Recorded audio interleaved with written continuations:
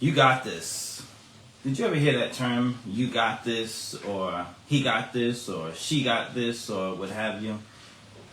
I'm going to show you how that is one of the, it can be one of the most limiting terms that we can use when saying something about ourselves or about another person as well too.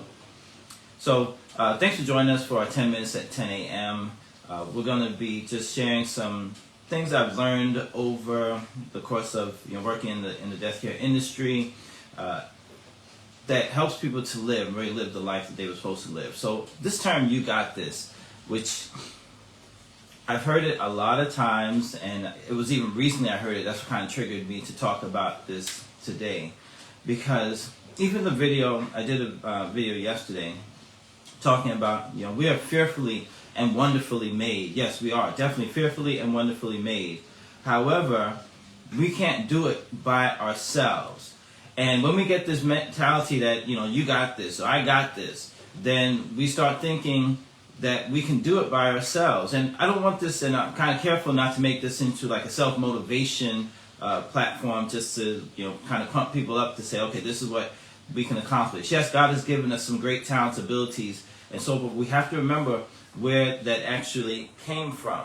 So when we get an overestimation of our abilities or what we can do, then what happens? We start to take things for granted, and we don't prepare ourselves. There's been times in life when I was supposed to, let's say, even take a test. I can remember when I was younger, and I'm not just saying it was just when I was younger. Actually, as I've gotten older, I can think sometimes well too. But just where I used to have to take a test, and then I was like, okay, well, I'm good. I got this. I don't have to study too much anymore. And then usually what would happen for me, I didn't do as good as I thought, because I just overestimated my abilities. I overestimated, how I was going to perform. And I've seen it happen for myself, and other times I've seen my children as well and other people, where they think this term, okay, I got this race, so let me not prepare.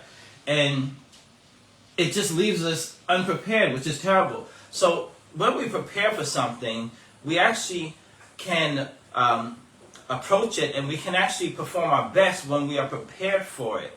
And it actually helps us to be calm when we're doing something. Do you ever have to go and speak somewhere? I've had to do this before as well too. When you have to speak somewhere, and once you're prepared, then you go into that situation so much more calm, so much more at ease, because we are prepared for it. But when we have the mentality that, we got this, then we just take it easy, we relax, and then we tend to not do our very best. So even relating to what we've been talking about recently, we can prepare for just about everything in life, especially things we know is going to come. And I'm not going to exclude, we have the speech we have to make. We can prepare for an exam that we have to take. We can prepare for marriage. When we're going to get married, we can prepare for a good conversation with people. We can even prepare for death.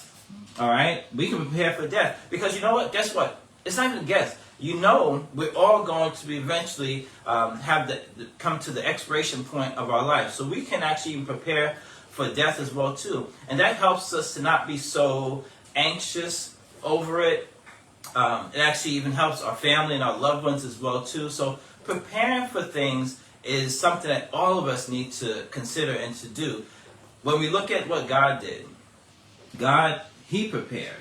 All right, even throughout the whole Old Testament, we could say that He was preparing for the coming of Christ in the New Testament. So there was a preparation. From Genesis, we saw that there was a plan that was going to be in place for what was going to happen once Christ was born.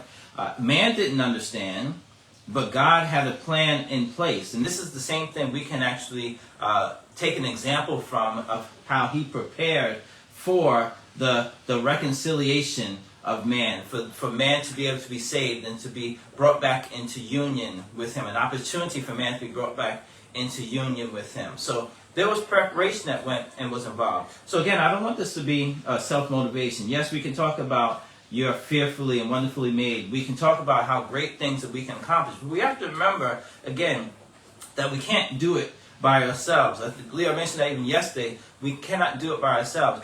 There's one scripture that really stands out to me. I love the scripture because it just helps to remind me,